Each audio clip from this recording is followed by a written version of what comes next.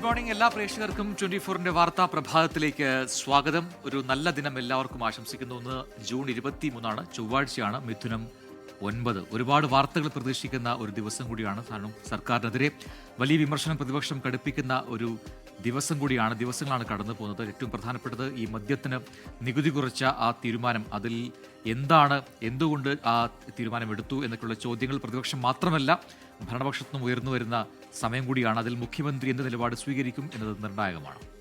അതെ, സൂചിപ്പിച്ചതുപോലെ തന്നെ കോൺഗ്രസിനകത്ത് തന്നെ പ്രശ്നങ്ങൾ ഉയർന്നുകൊണ്ടിരിക്കുന്ന ഒരു സാഹചര്യം കൂടിയാണ്. അപ്പോൾ അത് വേണ്ട എന്ന് വെക്കുമോ എന്നുള്ളത് തന്നെയാണ് അറിയേണ്ട കാര്യം. മറ്റൊന്ന്, പ്രധാനമായും ഇപ്പോൾ പകർച്ചപ്പനി വളരെ വ്യാപകമായി രൂക്ഷമായി തന്നെ തുടരുന്നൊരു കാഴ്ച കാണുന്നുണ്ട്. പല വിധത്തിലുള്ള പ്രവർത്തനങ്ങളൊക്കെ നടക്കുന്നുണ്ട്. എങ്കിലും നമുക്കറിയാം DHSലെ പ്രശ്നം അതുപോലെ തന്നെ നിലനിൽക്കുന്നുണ്ട്. ഇപ്പോൾ കോടതിയുടെ പരിഗണനയ്ക്കും വരുന്നുണ്ട്. കോടതിയുടെ തീരുമാനം എന്താകുമെന്ന് അറിയേണ്ടിയിരിക്കുന്നു. അങ്ങനെ ഒരുപാട് വാർത്തകൾ കൊണ്ട് സമ്പന്നമായൊരു ദിവസം തന്നെയാണ് എന്നും നമുക്ക് എല്ലാ വാർത്തകളും വിശദമായി തന്നെ പരിശോധിക്കേണ്ടതുണ്ട്.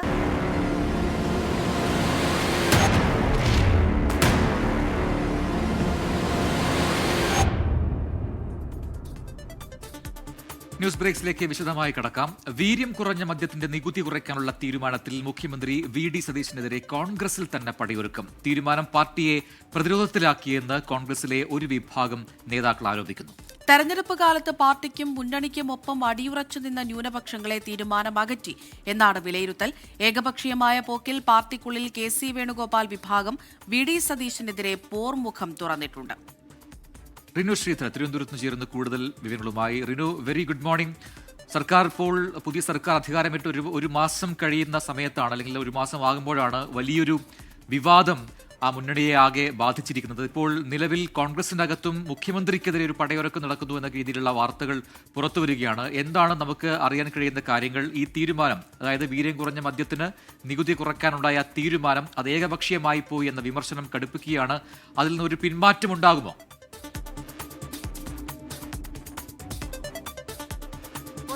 അമൃത, എന്തായാലും വീര്യം കുറഞ്ഞ മദ്യത്തിന്റെ നികുതി കുറച്ചതുമായി ബന്ധപ്പെട്ടുകൊണ്ട് UDF തന്നെ വിലയിരുത്തുന്നത് ഈ തെരഞ്ഞെടുപ്പ് കാലത്ത് ന്യൂനപക്ഷങ്ങൾ ഒന്നടങ്കം UDFനൊപ്പമാണ് നിന്നത്. പക്ഷേ ഈ ഒരു തീരുമാനം വന്നതോടുകൂടി അവരിൽ ആശങ്കയുണ്ടാക്കി. അവരിൽ നിന്ന്, അല്ലെങ്കിൽ UDFൽ നിന്ന് അവർ അല്പം ഒന്ന് പിന്നോട്ട് പോകുന്ന ഒരു സാഹചര്യത്തിലേക്ക് അത് നയിച്ചു എന്നുള്ളതാണ്. ഒപ്പം ഒരു കൃത്യമായിട്ടുള്ള കൂടിയാലോചന ഇല്ലാതെയാണ് മുഖ്യമന്ത്രി ഇത്തരത്തിലൊരു തീരുമാനത്തിലേക്ക് പോയത് എന്നുള്ള ഒരു വിമർശനവും ഉയരുന്നു. നമുക്കറിയാം, മുഖ്യമന്ത്രി പദത്തിലേക്ക് എത്തുവാൻ VD സതീശന് ഏറെ കടമ്പകൾ ഉണ്ടായിരുന്നു. ഏറ്റവും പ്രധാനം KC വേണുഗോപാലിന്റെ ഒരു എതിർപ്പ്. അതുകൊണ്ട് തന്നെ നിലവിൽ ഒരു പടയൊരുക്കം KC വേണുഗോപാൽ പക്ഷത്ത് നിന്ന് മുഖ്യമന്ത്രിക്കെതിരെ ഉണ്ടായിരിക്കുന്നു എന്നുള്ളതാണ് ഏറ്റവും പ്രധാനപ്പെട്ട മറ്റൊരു കാര്യം എന്ന് പറയുന്നത്. ഇന്നലെ M. ലിജു എക്സൈസ് വകുപ്പ് മന്ത്രി നേരിട്ട് മുഖ്യമന്ത്രിയെ കണ്ട് അതിൽ അതൃപ്തി അറിയിച്ചിരിക്കുന്ന ഒരു സാഹചര്യമുണ്ട്. ഒപ്പം ഈ വിദ്യാർത്ഥികളടക്കം ഈ വീര്യം കുറഞ്ഞ മദ്യത്തിന്റെ നികുതി കുറച്ചതോടുകൂടി അത് നിലവിൽ വന്നു കഴിഞ്ഞാൽ അതിന്റെ ദൂഷ്യവശങ്ങൾ ഉൾപ്പെടെ ഈ സ്കൂൾ കുട്ടികളെ ബാധിക്കും എന്നുള്ളതാണ് ഏറ്റവും കൂടുതലായി വിലയിരുത്തപ്പെടുന്നത്. ഒരു പ്രത്യേക റിപ്പോർട്ട് തന്നെ ഇതുമായി ബന്ധപ്പെട്ടുകൊണ്ട് എക്സൈസ് കമ്മീഷണർ ഉൾപ്പെടെ തയ്യാറാക്കുന്ന ഒരു സാഹചര്യം. അതിനുശേഷം മന്ത്രി ആ റിപ്പോർട്ട് ഈ മുഖ്യമന്ത്രിക്ക് നൽകുന്ന ഒരു സാഹചര്യവും ഉണ്ടായിട്ടുണ്ട്. എന്തായാലും വലിയ വിമർശനമാണ് UDFനകത്ത് ഈ വീര്യം കുറഞ്ഞ മദ്യത്തിന്റെ നികുതി കുറച്ചതുമായി ബന്ധപ്പെട്ടിപ്പോൾ നിലവിൽ ഉണ്ടായിരിക്കുന്നത്. എന്തായാലും ഇനി ആ തീരുമാനം മാറ്റുമോ എന്നുള്ളതാണ്. അങ്ങനെയാണെങ്കിൽ UDF സർക്കാർ അധികാരത്തിൽ വന്നതിന് ശേഷം മറ്റൊരു തീരുമാനം കൂടി മാറ്റുന്നു, മറ്റൊരു U-turn കൂടി ഉണ്ടാകുന്നു എന്ന് നമുക്ക് പറയേണ്ടി വരും. വരുന്ന 1-2 ദിവസങ്ങൾക്ക് അകം ഇതിന്റെ അന്തിമമായിട്ടുള്ളൊരു തീരുമാനമുണ്ടാകും. എന്തായാലും എക്സൈസ് വകുപ്പ് മന്ത്രി മുഖ്യമന്ത്രിയായി സംസാരിക്കുമ്പോൾ മുഖ്യമന്ത്രി പറഞ്ഞത് ഇതിൽ ചില തീരുമാനങ്ങളൊക്കെ എടുത്തു എന്ന് പറയുന്നത് ശരി തന്നെയാണ്. പക്ഷേ ഈ മദ്യം ഉണ്ടാക്കുവാനോ അത് വിതരണം ചെയ്യുവാനോ ഉള്ളൊരു തീരുമാനം നിലവിൽ എടുത്തിട്ടില്ല.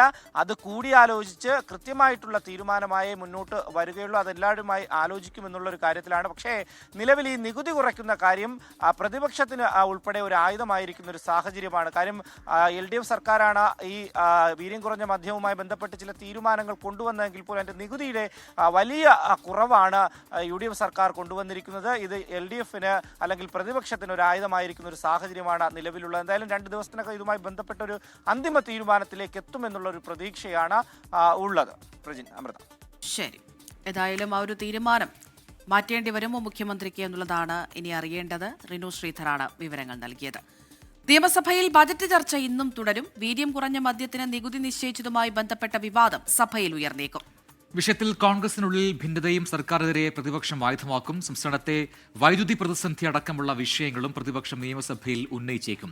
ജില്ലാ പ്രാദേശിക തലത്തിലുള്ള വികസന അസമത്വം കുറയ്ക്കാൻ നടപടി സ്വീകരിക്കണമെന്ന ശ്രദ്ധ ക്ഷണിക്കലിലൂടെ ജില്ലാ വിഭജന ആവശ്യം ഭരണപക്ഷം തന്നെ സഭയിൽ കൊണ്ടുവരും. മുസ്ലിം ലീഗ് MLA TV ഇബ്രാഹിമാണ് ശ്രദ്ധ ക്ഷണിക്കൽ അവതരിപ്പിക്കുന്നത്.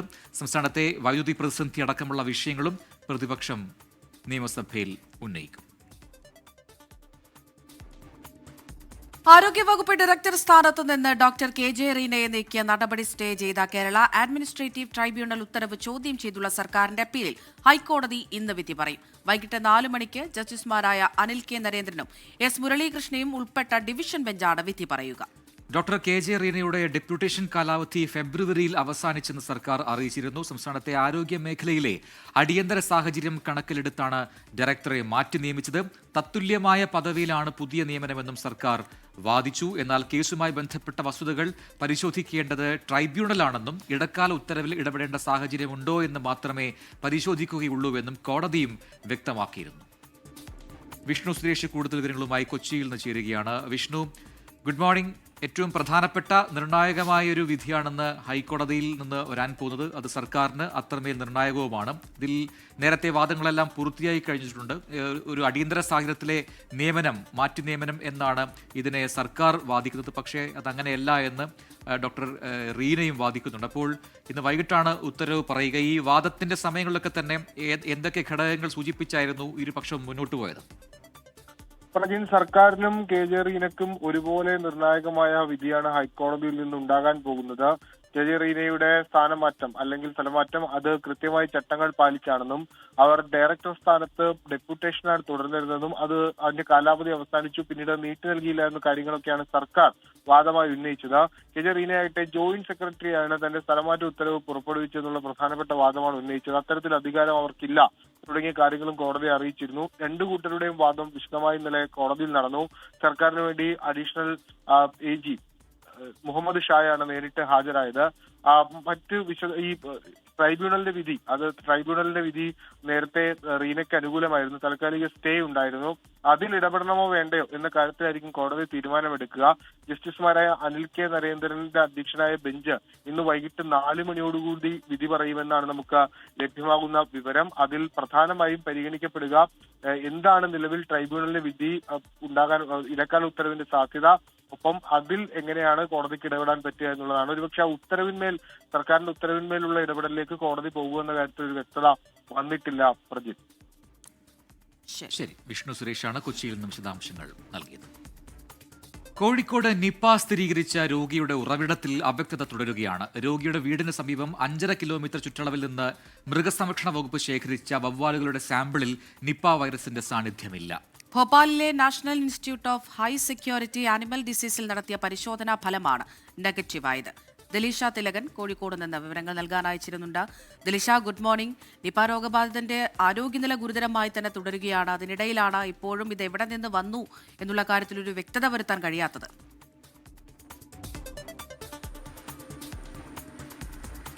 Prajina, Amritha, good morning. ഈ ജില്ലയെ സംബന്ധിച്ച് പുതിയ നിപ്പ കേസുകൾ റിപ്പോർട്ട് ചെയ്യുന്നില്ല. മാത്രമല്ല സമ്പർക്ക പട്ടികയിൽ പുതിയ ആളുകൾ ഉൾപ്പെടുന്നുമില്ല.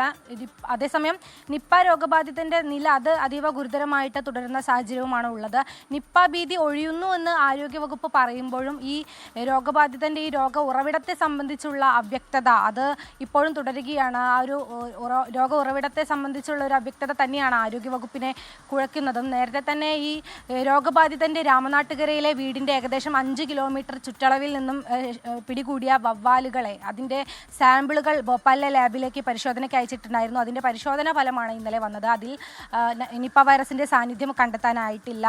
ഈ മൃഗസംരക്ഷണ വകുപ്പ് ശേഖരിച്ച വവ്വാലിന്റെ കാഷ്ടത്തിലും നിപ്പ വൈറസിന്റെ സാന്നിധ്യം കണ്ടെത്താൻ സാധിച്ചിട്ടില്ല. അതുകൊണ്ട് തന്നെ ഈ ഉറവിടം തേടിയുള്ള കൂടുതൽ പരിശോധനകളും ആരോഗ്യവകുപ്പ് തുടരും എന്ന് തന്നെയാണ് മനസ്സിലാക്കാൻ സാധിക്കുന്നത്. വവ്വാലിന്റെ മോർട്ടലുകളും കാഷ്ടവും മറ്റ് സാമ്പിളുകളും എല്ലാം തന്നെയാണ് മൃഗസംരക്ഷണ വകുപ്പ് ശേഖരിച്ച് പരിശോധനയ്ക്ക് അയച്ചിട്ടുള്ളത്.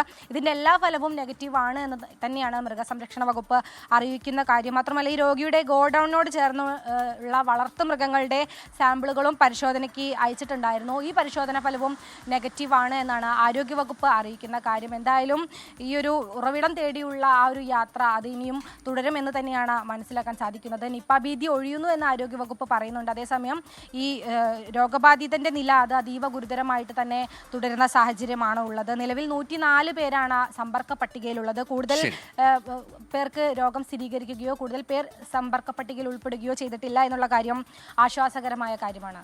അമൃത, പ്രജിത്ത്. ശരി, ദിലീഷ തിലകനാണ് കോഴിക്കോട് നിന്നും വിശദാംശങ്ങൾ നൽകിയത്.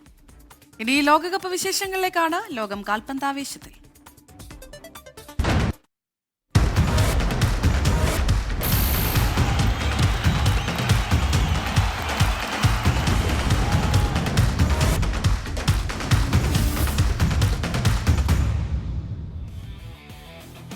ഫിഫ ലോകകപ്പിൽ ലയണൽ മെസ്സിയുടെ ഇരട്ട ഗോൾ കരുത്തിൽ അർജന്റീന നോക്കൌട്ട് റൗണ്ടിലേക്ക്. എതിരില്ലാത്ത 2 ഗോളിനാണ് ഓസ്ട്രിയക്കെതിരെ ജയം.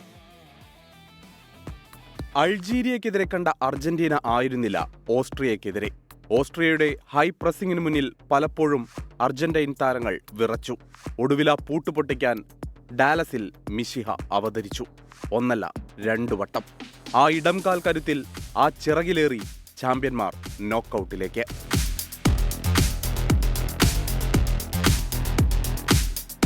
മത്സരത്തിന്റെ 9-ാം മിനിറ്റ് ലൗതാര മാർട്ടിനസിനെ വീഴ്ത്തിയതിന് പെനൽറ്റി. ക്ലോസയെ മറികടക്കുന്നത് കാത്തിരുന്ന ആരാധകരെ നിരാശരാക്കി മെസ്സിയുടെ ഷോട്ട് പുറത്തേക്ക്. ഒടുവിൽ 38-ാം മിനിറ്റിൽ കാത്തിരുന്ന ആ നിമിഷമെത്തി. ഇടതുവിങ്ങിൽ നിന്ന് ഫക്കുണ്ടോ മെഡീന നൽകിയ കട്ട് ബാക്ക് മെസ്സി കൃത്യമായി വലയിലാക്കി. ലോകകപ്പിൽ ഏറ്റവും കൂടുതൽ ഗോൾ നേടുന്ന താരമെന്ന ചരിത്ര നേട്ടം.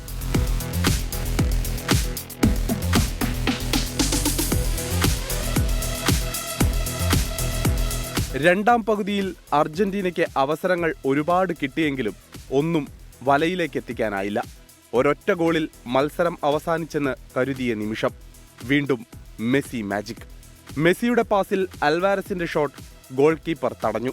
എന്നാൽ തക്കം പാർത്തു നിന്ന മെസ്സി റീബൗണ്ടിലൂടെ പന്ത് വലയിലാക്കി. പെനൽറ്റി പാഴാക്കിയതിന്റെ ക്ഷീണം മാറ്റിയ ഗോൾ. ശനിയാഴ്ച ജോർദാനെതിരെയാണ് അർജന്റീനയുടെ അടുത്ത മത്സരം. World cup desk 24. ലോകകപ്പ് ചരിത്രത്തിലെ ഏറ്റവും മികച്ച ഗോൾ വേട്ടക്കാരൻ എന്ന കിരീടവും ചൂടിയാണ് ലിയോണൽ മെസ്സി സ്റ്റേഡിയം വിട്ടത്.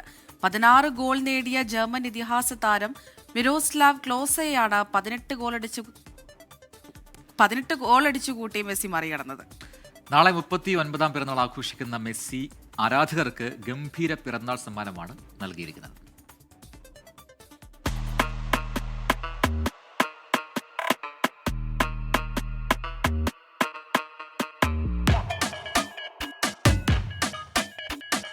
അമേരിക്കയിൽ ഇറങ്ങും മുൻപേ മനസ്സിൽ കുറിച്ചിരുന്നു. ആദ്യ കളിയിലെ ഉന്നം വച്ചതുമാണ്. സമയമെത്തിയെന്ന് അയാൾക്ക് തോന്നിയതോടെ ജർമ്മനിക്കാരൻ മിറോസ്ലാവ് ക്ലോസയുമായുള്ള കണക്കും തീർപ്പാക്കി. വീട്ടാൻ ബാക്കിയാക്കി ഒന്നും അവശേഷിപ്പിക്കുന്ന ശീലമില്ലല്ലോ. ലോകകപ്പിലെ ഗോൾ വേട്ടക്കാരിൽ ഒന്നാമന്റെ പേരിന് നേരെ തെളിഞ്ഞു ലയണൽ ആൻഡ്രേസ് മെസ്സി.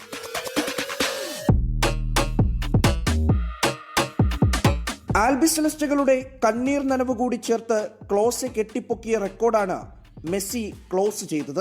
ഒന്നല്ല, തുടർച്ചയായി 3 വട്ടം ലോക കിരീടത്തിലേക്കുള്ള അർജന്റീനിയൻ കുതിപ്പ് ജർമ്മൻ മതിലിൽ തട്ടി വീഴുമ്പോഴും ക്ലോസെ ടീമിന്റെ നട്ടെല്ലായിരുന്നു. 2006 ക്വാർട്ടർ ഫൈനൽ ക്ലോസയുടെ ഗോൾ കളിയുടെ വിധി നിശ്ചയിച്ചപ്പോൾ സൈഡ് ബെഞ്ചിലിരുന്ന വിതുമ്പാനെ മെസ്സിക്ക് കഴിഞ്ഞുള്ളൂ.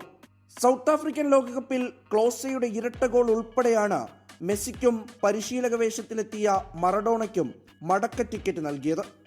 ബ്രസീലിയൻ ലോകകപ്പിലെ കലാശപ്പോരിൽ അർജന്റീനിയൻ ഗോൾ വല തുളച്ച പന്തടിച്ചതാകട്ടെ ക്ലോസയ്ക്ക് പകരമെത്തിയ മരിയോ ഗോട്സെയും.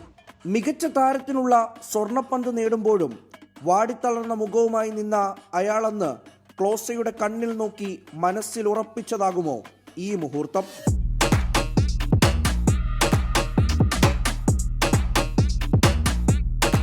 ആദ്യ കളിയിൽ 3, ഇന്നലെ 2.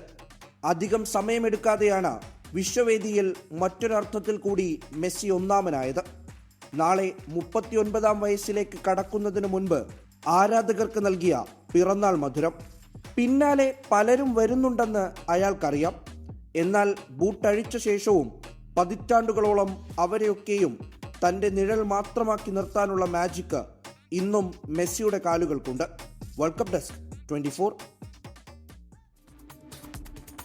ഇനി ഇപ്പോൾ ലഭിക്കുന്ന അപ്ഡേറ്റിലേക്കാണ്. ലോകകപ്പ് ഫുട്ബോളിൽ ഇറാഖിനെതിരെ ഫ്രാൻസ് 3 ഗോളിന് മുന്നിലാണ്. കിലിയൻ എംബാപ്പെ 2 ഗോൾ നേടിയിട്ടുണ്ട്. ഒസ്മാൻ ഡെംബലെയാണ് 3-ാം ഗോൾ നേടിയത്. ഇറാഖ് ഫ്രാൻസ് മത്സരം പുരോഗമിക്കുന്നു. അവസാന ഘട്ടത്തിലേക്ക് എത്തിയിരിക്കുന്നു. ഇപ്പോൾ 90 മിനിറ്റും പൂർത്തിയാക്കി. 2 മിനിറ്റ് ഇഞ്ചുറി ടൈം അനുവദിച്ചിട്ടുണ്ട്. കനത്ത മഴയെ തുടർന്ന് അല്പസമയം മത്സരം വൈകിയാണ് തുടങ്ങിയത്. എന്തായാലും ഫ്രാൻസ് മികച്ച ഫോമിലേക്ക് ഉയർന്നു കഴിഞ്ഞു. അടുത്ത റൗണ്ടിലേക്ക് വലിയ ആത്മവിശ്വാസത്തോടു കൂടി തന്നെയാണ് ആ ടീം പോകുന്നത്. ഒപ്പം തന്നെ ആർക്കായിരിക്കും ഗോൾഡൻ ബൂട്ട് ലഭിക്കുക എന്നതിലും വലിയ മത്സരം ഇത്തവണ ഉണ്ടാകുമെന്ന കാര്യം ഉറപ്പായിട്ടുണ്ട്. എംബാപ്പെ 2 ഗോള് നേടി. ലിയണൽ മെസ്സി വീണ്ടും 2 ഗോൾ നേടി. അങ്ങനെ ആ മത്സരവും കടുക്കുന്നുണ്ട്.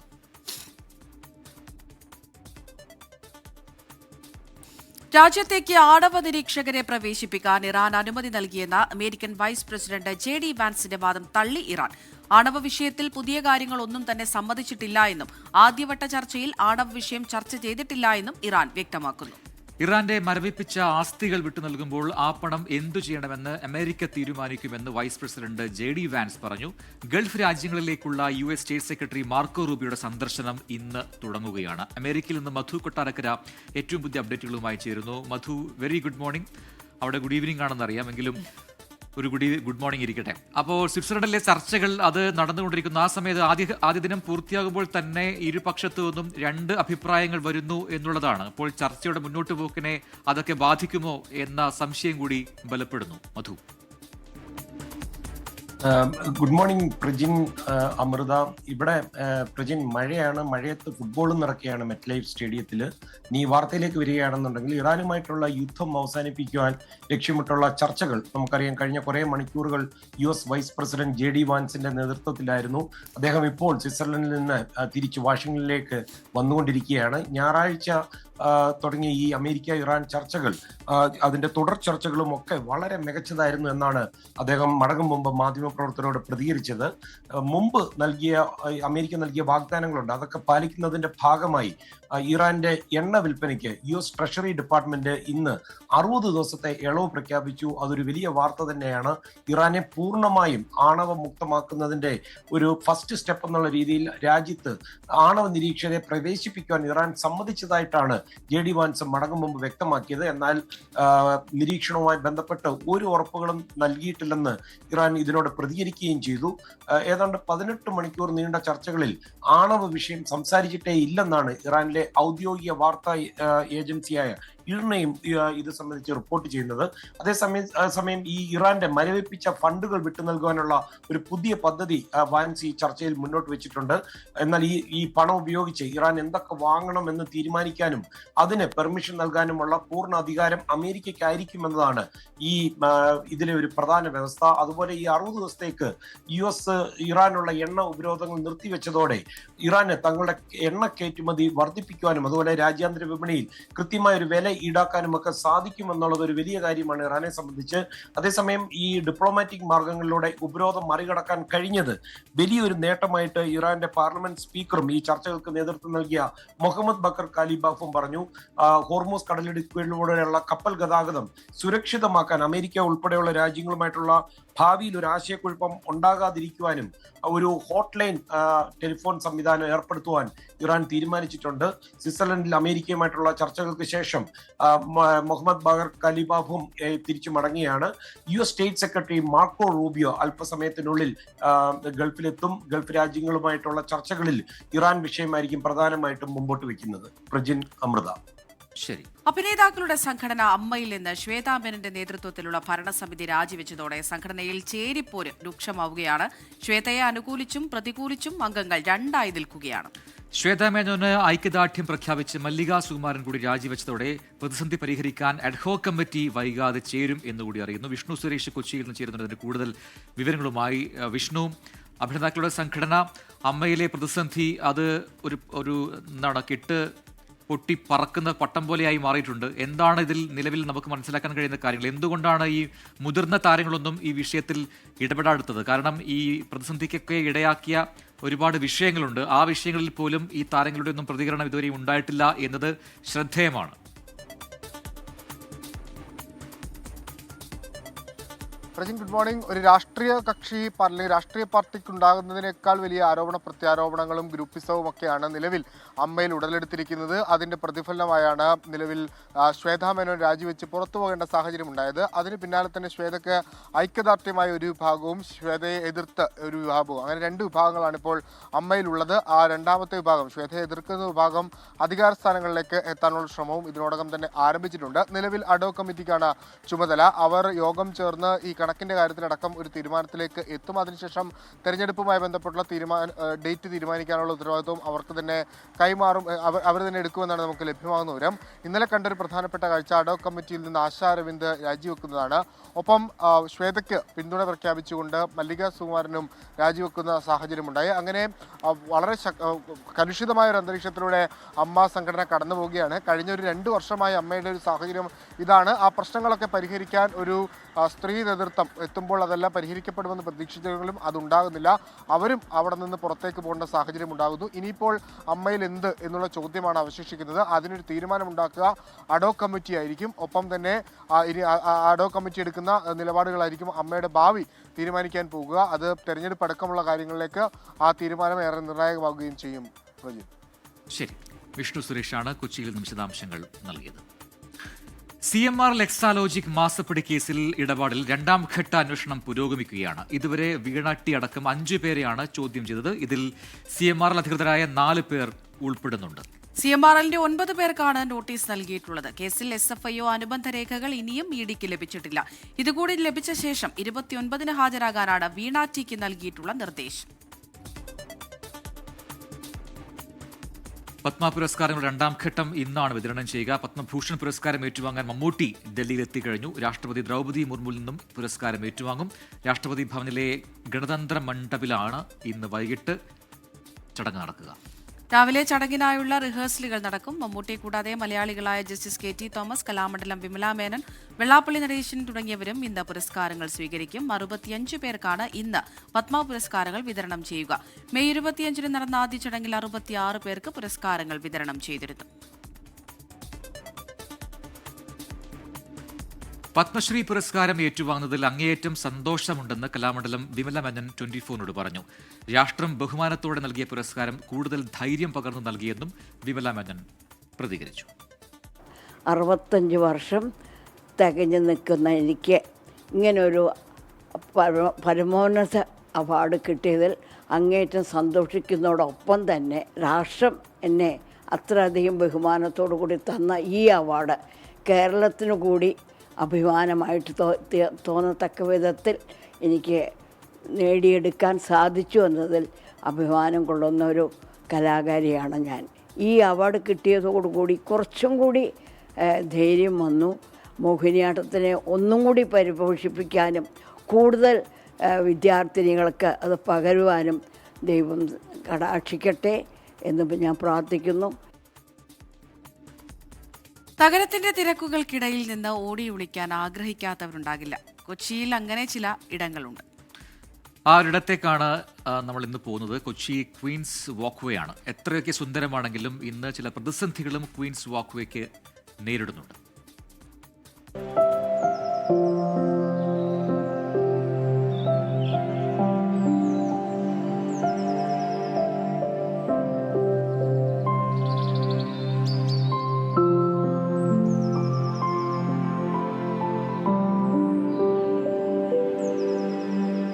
ചുവന്നു പൂത്തു നിൽക്കുന്ന ഗുൽമോഹർ, കായൽക്കരയിൽ പ്രൗഢിയോടെ ഉയർന്നു നിൽക്കുന്ന ചീനവലകൾ, പകലിന്റെ അവസാന വെളിച്ചവും വാരിയെടുത്ത് സൂര്യൻ മറഞ്ഞു.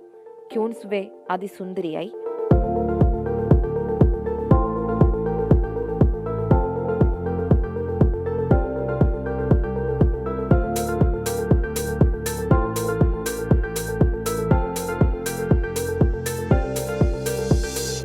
നഗരത്തിന്റെ തിരക്കുകൾക്കിടയിൽ നിന്നും ഓടിയൊളിക്കാൻ കൊച്ചി അവളാൽ തന്നെ ഒരുക്കിയെടുത്ത ചിലയിടങ്ങളുണ്ട്. കായലിന്റെ തണുത്ത കാറ്റിൽ അല്പമൊന്ന് സൊറ പറഞ്ഞിരിക്കാൻ കൊച്ചിക്കാർ ഓടിയെത്തുന്നയിടം. അതിലൊന്നാണ് ക്യൂൻസ് വോക്ക്വേ.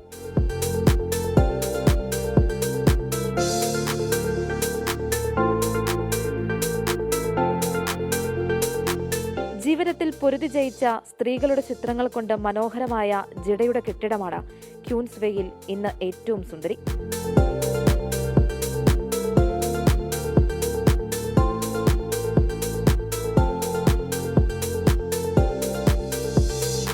ഓപ്പൺ ജിം, ഫുഡ് കോർട്ട്, അങ്ങനെ എല്ലാം കൊണ്ടും സമ്പന്നമായിരുന്നു ഇവിടം. എന്നാൽ ഇപ്പോൾ ഫുഡ് കോർട്ടുകൾ മാത്രം ഒഴിഞ്ഞു കിടക്കുകയാണ്. ടെൻഡറിന്റെ കാലാവധി കഴിഞ്ഞപ്പോഴാണ് ഫുഡ് കോർട്ടുകൾ അടച്ചത്. പിന്നീട് ടെൻഡർ പുതുക്കി തുടങ്ങാൻ നിൽക്കുമ്പോഴാണ് ഇവ പൊതുജനങ്ങൾക്ക് ബുദ്ധിമുട്ടുണ്ടാക്കുന്നു എന്ന് കാണിച്ച് കുറച്ചാളുകൾ കോടതിയെ സമീപിക്കുന്നത്.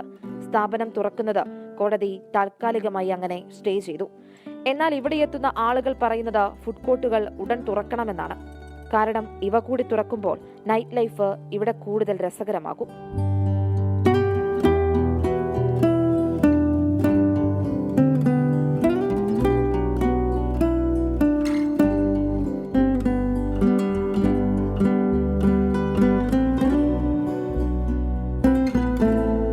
കൊച്ചിയിൽ നിന്നും ക്യാമറമാൻ അദീഷിനൊപ്പം അൻമരിയ സനി, 24.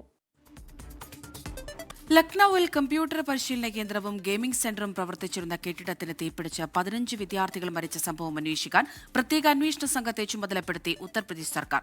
7 ദിവസത്തിനകം അന്വേഷണം നടത്തി മുഖ്യമന്ത്രിക്ക് SIT റിപ്പോർട്ട് കൈമാറണം. രേഖകളിൽ പാർപ്പിട ആവശ്യത്തിനായി അനുമതി വാങ്ങിയ കെട്ടിടമാണ് പിന്നീട് വാണിജ്യ ആവശ്യങ്ങൾക്കായി ഉപയോഗിച്ചത് എന്ന് കണ്ടെത്തിയിട്ടുണ്ട്. ബൽറാം നെടുങ്ങാടി ഡൽഹിയിൽ നിന്ന് ചേരുന്ന കൂടുതൽ വിവരങ്ങളുമായി. ബൽറാം, ലഖ്നൌവിലെ ആ ദാരുണ സംഭവം അതിന്റെ നടുക്കം മാറിയിട്ടില്ല. ഇപ്പോൾ SIT പ്രഖ്യാപിച്ചിരിക്കുകയാണ് UP സർക്കാർ. അത് ഏറ്റവും പ്രധാനപ്പെട്ടത് എങ്ങനെ ഈ തീപിടുത്തം ഉണ്ടായെന്നൊരു പ്രാഥമിക വിവരങ്ങളെങ്കിലും ഇപ്പോൾ ലഭ്യമായിട്ടുണ്ടോ? ഒപ്പം തന്നെ അനധികൃതമായി കെട്ടിടം അവിടെ പ്രവർത്തിപ്പിച്ചു അല്ലെങ്കിൽ സ്ഥാപനം അവിടെ പ്രവർത്തിപ്പിച്ചു എന്ന വിവരങ്ങൾ കൂടി ലഭിക്കുമ്പോൾ എന്ത് നടപടിയിലേക്കാണ് സർക്കാർ കടക്കുന്നത്?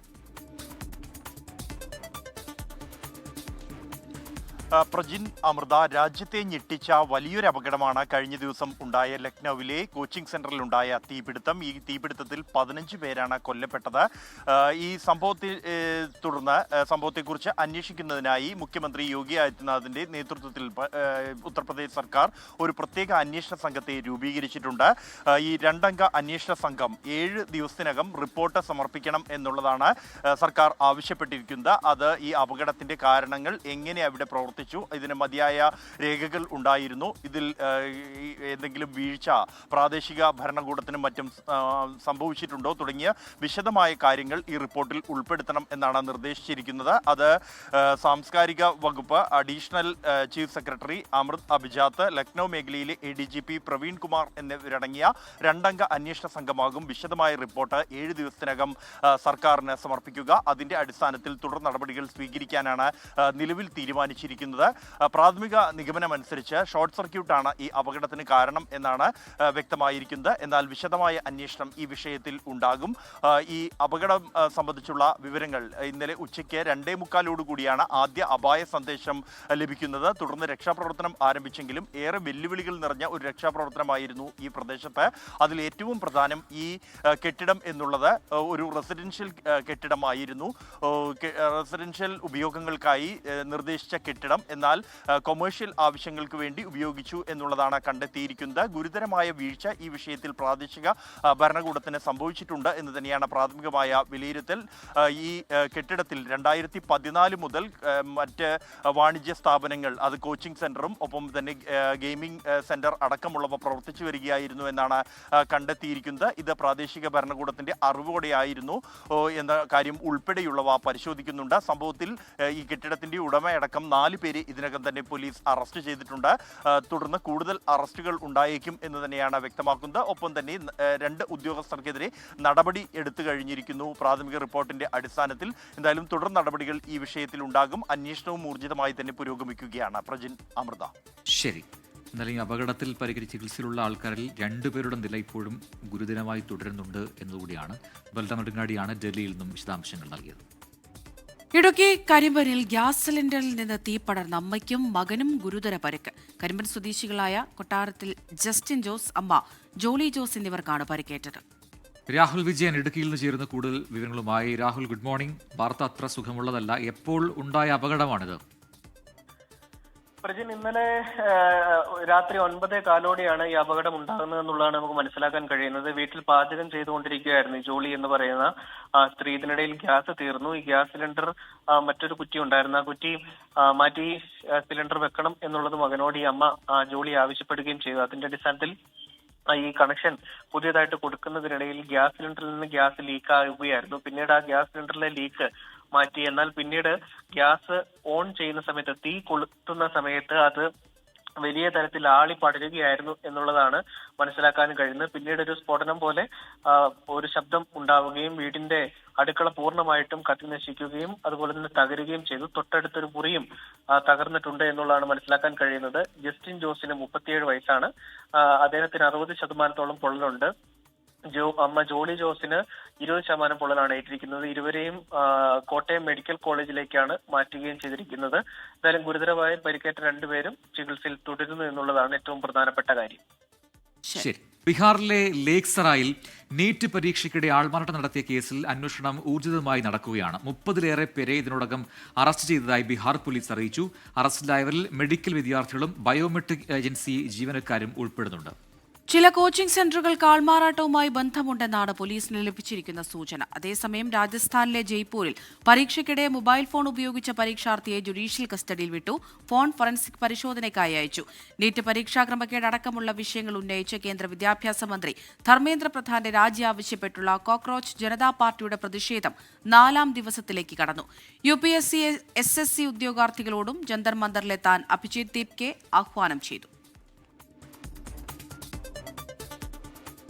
അയോധ്യ രാമക്ഷേത്രത്തിലെ സംഭാവന ക്രമക്കേടിൽ പ്രത്യേക അന്വേഷണ സംഘത്തിന്റെ റിപ്പോർട്ട് വൈകുകയാണ്. ഒരാഴ്ചക്കകം റിപ്പോർട്ട് നൽകണമെന്നായിരുന്നു നിർദ്ദേശം. ക്രമക്കേടുമായി ബന്ധപ്പെട്ട കൂടുതൽ തെളിവുകളും മൊഴികളും ശേഖരിക്കുന്നതിനാലാണ് റിപ്പോർട്ട് വൈകുന്നതെന്നാണ് സൂചന.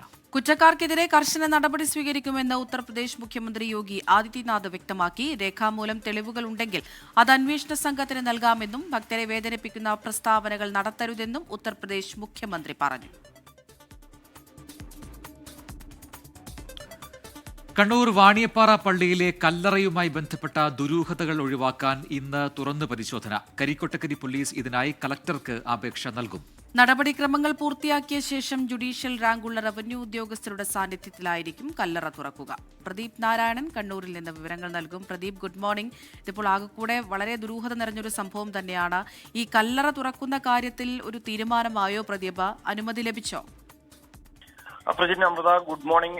ഈ കല്ലറ തുറക്കുന്നതുമായി ബന്ധപ്പെട്ടുകൊണ്ട് ഇന്നലെയാണ് ഇത് സംബന്ധിച്ച ഒരു FIR കരിക്കോട്ടക്കരി പോലീസ് രജിസ്റ്റർ ചെയ്തത്. ഇന്ന് എന്തായാലും ജില്ലാ കളക്ടർക്ക് അതിനുള്ള അപേക്ഷ നൽകുമെന്നാണ് ഇപ്പോൾ നമുക്ക് ലഭിക്കുന്ന വിവരം. അങ്ങനെയാണെങ്കിൽ ജില്ലാ കളക്ടർ അത് സംബന്ധിച്ചൊരു തീരുമാനമെടുക്കും.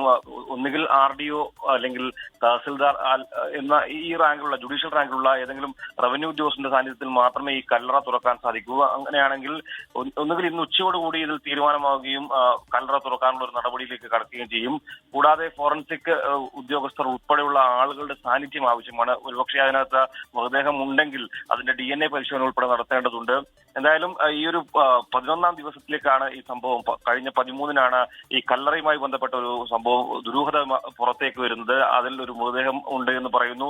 പായയിൽ പോകുന്ന നിലയിൽ മൃതദേഹത്തോട് സാദൃശ്യമുള്ള ഒരു വസ്തുവിനെ കാണുന്നു. അത് സംബന്ധിച്ച ചർച്ചകൾ പുറത്തു നടക്കുന്നു. പക്ഷേ പോലീസ് ഒരു നിസ്സംഗമായ സമീപനം സ്വീകരിച്ചുവെങ്കിലും 10ാം ദിവസം, അതായത് ഇന്നലെയാണ് ഇത് സംബന്ധിച്ച് FIR രജിസ്റ്റർ ചെയ്യാൻ പോലീസ് തയ്യാറായത്. ഏതായാലും അതുമായി ബന്ധപ്പെട്ട ദുരൂഹത എത്രയും പെട്ടെന്ന് നീക്കുമെന്ന് തന്നെയാണ് പ്രതീക്ഷിക്കുന്നത്. അതോടൊപ്പം തന്നെ പ്രദീപ്, ഇതിൽ ഈ വിലങ്ങാട്ടെ സിജോ തിരോധാനം അതുമായി ബന്ധപ്പെട്ട അന്വേഷണം എങ്ങനെയാണ്? ഇന്നലെ കണ്ണൂരിൽ അത്തരം കാര്യങ്ങൾ ചോദിച്ചപ്പോൾ അത് മറ്റൊരു കേസാണ്. അത് നിലവിൽ ഇന്ന് അതിന്റെ കൂടി അന്വേഷണ ഉദ്യോഗസ്ഥർ അവിടെ എത്തുന്നുണ്ടോ?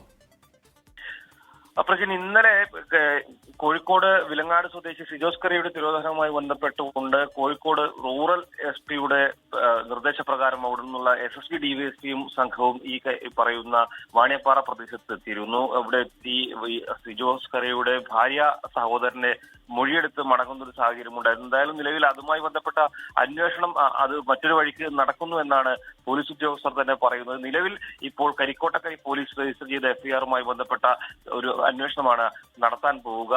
കോഴിക്കോട് വിലങ്ങാട് കേസുമായി ബന്ധപ്പെട്ട അന്വേഷണം സമാന്തരമായി മറ്റൊരു തരത്തിൽ നടക്കുമെന്നാണ് മനസ്സിലാക്കുന്നത്. ശരി, പ്രദീപാണ് വിശദാംശങ്ങൾ നൽകിയത് കണ്ണൂരിൽ നിന്നും. എന്തായാലും രണ്ട് വ്യത്യസ്ത സംഭവങ്ങളുണ്ട്. അതുമായി അതിന് പരസ്പര ബന്ധമുണ്ടോ എന്ന കാര്യം കൂടി ഇപ്പോൾ പോലീസ് വളരെ വിശദമായി തന്നെ അന്വേഷിക്കുന്നുണ്ട്. PM ശ്രീ പദ്ധതിയുടെ തുടർ നടപടികൾ പഠിക്കാനായി രൂപീകരിച്ച മന്ത്രിസഭാ ഉപസമിതിയുടെ ആദ്യ യോഗം ഈ ആഴ്ച ചേരും. കരിക്കുലം തയ്യാറാക്കുന്നതിലും സ്കൂളുകൾ തെരഞ്ഞെടുക്കുന്നതിലും എന്ത് തരത്തിലുള്ള നടപടി സ്വീകരിക്കണമെന്നായിരിക്കും പ്രധാനമായും സമിതി പരിശോധിക്കുക. ഇതിനോടൊപ്പം സ്കൂൾ ഘടനയിലെ മാറ്റങ്ങളും ചർച്ചയാവും. തുടർന്ന് ജൂലൈ 2ാം വാരത്തോടെ സർക്കാരിലേക്ക് റിപ്പോർട്ട് സമർപ്പിക്കാനാണ് ആലോചന. വിദ്യാഭ്യാസ മന്ത്രി N. ഷംസുദ്ദീന്റെ അധ്യക്ഷതയിൽ 4-അംഗ സമിതിയാണ് നിലവിൽ രൂപീകരിച്ചിട്ടുള്ളത്. അതേസമയം യൂത്ത് ലീഗും MSFും അടക്കമുള്ള സംഘടനകൾ മുന്നണിക്കുള്ളിൽ നിന്ന് തന്നെ എതിർപ്പുയർത്തുന്നത് സർക്കാരിനെയും UDFനെയും അലട്ടുന്നുമുണ്ട്.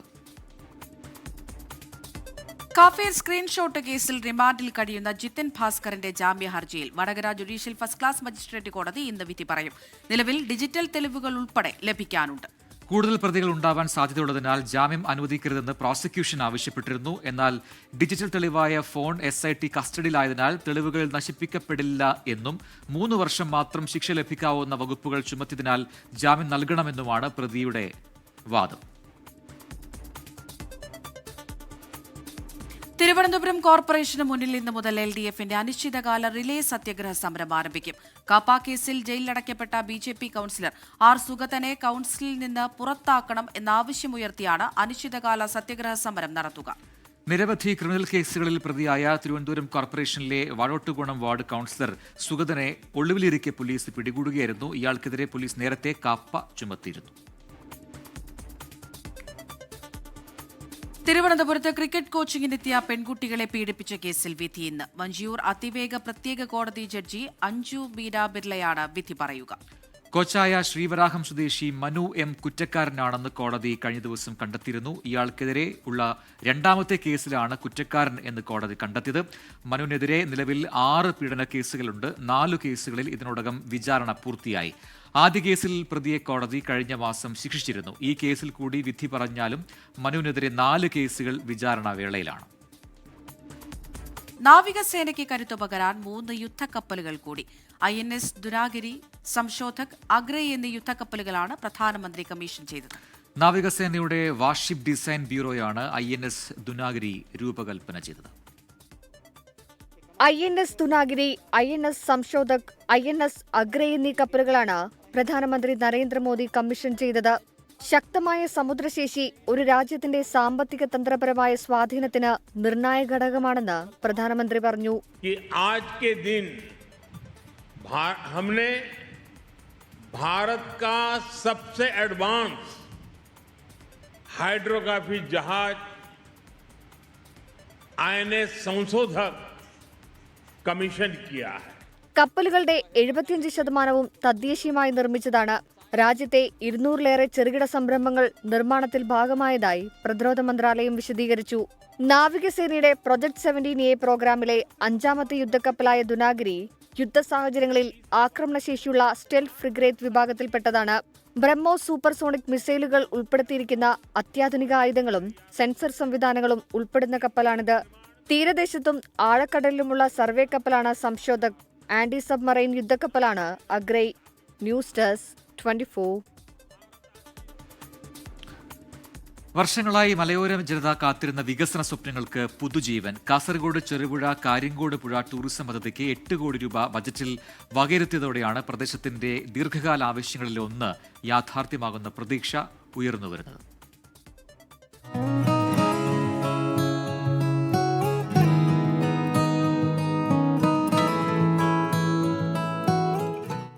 ചെറുപുഴ ചെക്ക് ഡാം മുതൽ പുതിയ പാലം വരെയുള്ള ഏകദേശം 1.5 കിലോമീറ്റർ ദൂരത്തിലാണ് ടൂറിസം പദ്ധതി നടപ്പാക്കാൻ ഉദ്ദേശിക്കുന്നത്. പുഴയുടെ സൗന്ദര്യവും ജൈവവൈവിധ്യവും സംരക്ഷിച്ചുകൊണ്ട് വിനോദസഞ്ചാര വികസനം സാധ്യമാക്കുന്ന രീതിയിലാണ് പദ്ധതി വിഭാവനം ചെയ്തിരിക്കുന്നത്. ബജറ്റിന് മുൻപ് തന്നെ ചെറുപുഴ ഗ്രാമപഞ്ചായത്ത് സമഗ്രമായ പദ്ധതി റിപ്പോർട്ട് സർക്കാരിന് സമർപ്പിച്ചിരുന്നു. നടപ്പാലം, പുഴത്തുരുത്തുകൾ, വിശ്രമ കേന്ദ്രങ്ങൾ, സൗന്ദര്യവൽക്കരണ പ്രവർത്തനങ്ങൾ എന്നിവ ഉൾപ്പെടുന്ന പദ്ധതിക്കാണ് ഇപ്പോൾ സാമ്പത്തിക അംഗീകാരം ലഭിച്ചിരിക്കുന്നത്. ടൂറിസം വികസനത്തിനൊപ്പം പുഴ സംരക്ഷണത്തിനും സർക്കാർ പ്രാധാന്യം നൽകിയിട്ടുണ്ട്. പുഴയോരങ്ങളിൽ അരികുഭിത്തി നിർമ്മിക്കുന്നതിനായി 3 കോടി രൂപ കൂടി ബജറ്റിൽ വകയിരുത്തി. ഇതിലൂടെ മണ്ണിടിച്ചിൽ, തീരശോഷണം തുടങ്ങിയ പ്രശ്നങ്ങൾക്ക് പരിഹാരം കാണാനാകുമെന്നാണ് പ്രതീക്ഷ. ചെറുപുഴയുടെ പൈതൃകത്തിന്റെ ഭാഗമായ കമ്പിപ്പാലം സംരക്ഷിച്ച് പൈതൃക പട്ടികയിൽ ഉൾപ്പെടുത്തുന്നതിനുള്ള നടപടികളും സർക്കാർ ആലോചിക്കുന്നുണ്ട്.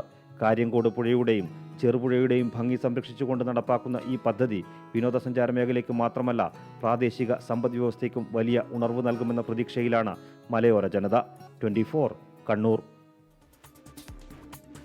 കൊച്ചി എളവക്കരയിലെ അങ്കണവാടിയിൽ 3.5 വയസ്സുകാരിക്ക് നേരെ ലൈംഗികാതിക്രമം നടത്തിയ കേസിൽ അറസ്റ്റിലായ പ്രതി കാശിനാഥനെ ഇന്ന് കോടതിയിൽ ഹാജരാക്കും.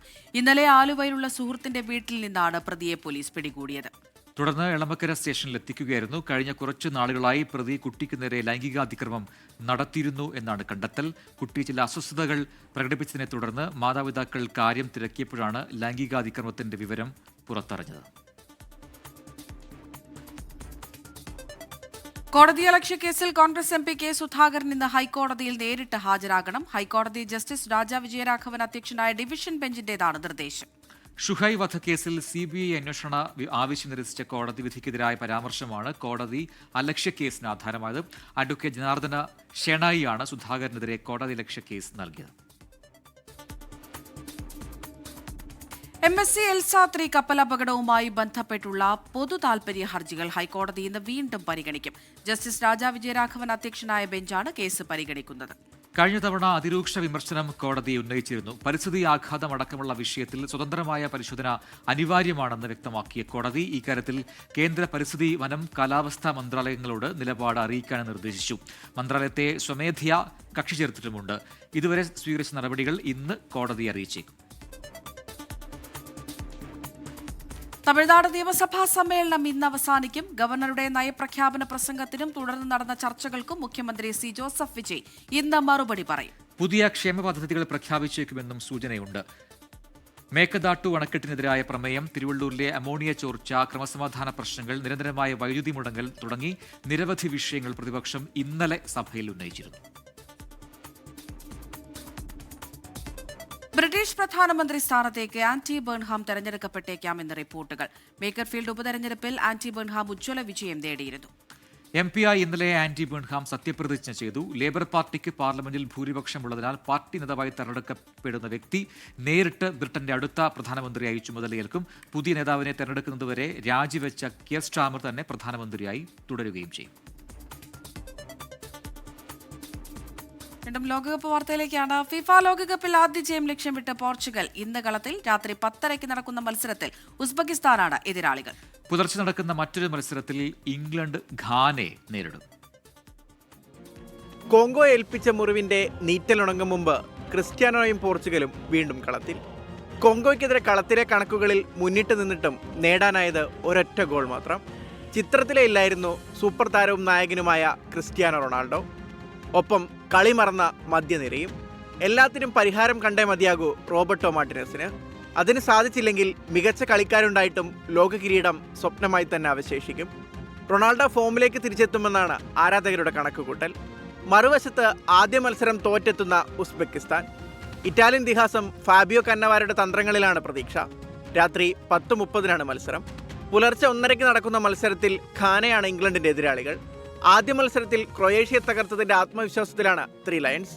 ആദ്യ കളിയിൽ തന്നെ ഇരട്ട ഗോളോടെ മിന്നിച്ച ക്യാപ്റ്റൻ ഹാരി കെയ്നിൽ തന്നെയാണ് ഗോൾ പ്രതീക്ഷ. ജൂഡ് ബെല്ലിംഗാമും മർക്കസ് റാഷ്ഫോർഡും മികച്ച ഫോമിൽ. പാനമയ്ക്കെതിരായ മത്സരം ക്രൊയേഷ്യയ്ക്ക് ജീവൻ മരണ പോരാട്ടമാണ്. ഒരിക്കൽ കൂടി കളി മറന്നാൽ ലൂക്ക മോഡ്രിച്ചിനും സംഘത്തിനും ലോകകപ്പ് പ്രതീക്ഷകൾ അവസാനിപ്പിക്കാം. ഇന്ത്യൻ സമയം നാളെ പുലർച്ചെ 4:30 മത്സരം. നാളെ രാവിലെ 7:30 നടക്കുന്ന മത്സരത്തിൽ കോങ്കോയാണ് കൊളംബിയയുടെ എതിരാളികൾ. രണ്ടാം ജയത്തോടെ നോക്കൌട്ടാണ് കൊളംബിയയുടെ ലക്ഷ്യം. World cup desk 24. എന്നാലും പോർച്ചുഗലിലെ മത്സരം വരുമ്പോൾ എല്ലാവരുടെയും കണ്ണുകൾ റൊണാൾഡോയിലേക്കാണ്. ഒരുപാട് ആരാധകരുണ്ട്. ഈ കളിയിലെങ്കിലും ആ പഴയ ഫോമിലേക്ക് താരം എത്തണം എന്ന വലിയ പ്രതീക്ഷ വെച്ച് തുറന്ന ഒരുപാട് പേരുണ്ട്. എന്തായാലും വിമർശനങ്ങൾക്ക് ഗോൾ കൊണ്ട് മറുപടി പറഞ്ഞാണ് ശീലം. പ്രായത്തെ തോൽപ്പിച്ച് ട്രിപ്പിൾ ചെയ്ത് മുന്നേറുന്നത് വലിയൊരു സ്വപ്നത്തിലേക്കാണ്. റോണോ തിരിച്ചു വരുമെന്ന് ആരാധകർ ഒന്നടങ്കം പറയുന്നു. അങ്ങ് ദൂരെയാണ് ലക്ഷ്യസ്ഥാനം. കൺമുന്നിൽ കനലായി ജ്വലിക്കുന്നത് ആ സ്വർണ്ണ കിരീടം. ഒരുവൻ ആ ലക്ഷ്യം കീഴടക്കി സിംഹാസനത്തിൽ വാഴുമ്പോൾ രണ്ടാമൻ ഇന്നും ആ ലക്ഷ്യത്തിലേക്കുള്ള യാത്രയിലാണ്. ഒപ്പം പന്ത് തട്ടിയവരിൽ പലരും കളിമതിയാക്കി. പരിശീലകന്റെ കുപ്പായമണിഞ്ഞ് ഡഗ്ഔട്ടിലിരുന്ന് തന്ത്രം മെനയുമ്പോൾ ഒടുങ്ങാത്ത യവനവുമായി റോണോ ഇന്നും ദേശീയ ജേഴ്സിയിൽ പന്ത് തട്ടുകയാണ്.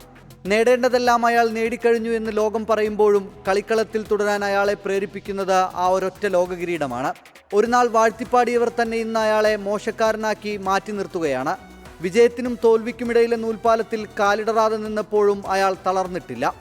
വിമർശനങ്ങളും പരിഹാസങ്ങളും എന്നും ഇന്ധനം മാത്രമായിരുന്നു. ക്രിസ്ത്യാനോ റൊണാൾഡോ, അയാൾ തിരിച്ചു വരും. അയാൾക്കായി ആർത്തു വിളിക്കുന്നവരുടെ മുഖത്ത് വീണ്ടും പുഞ്ചിരി പടരും. World cup desk 24. ന്യൂസ് ബ്രേക്സിന് സമയം പൂർത്തിയാവുകയാണ്.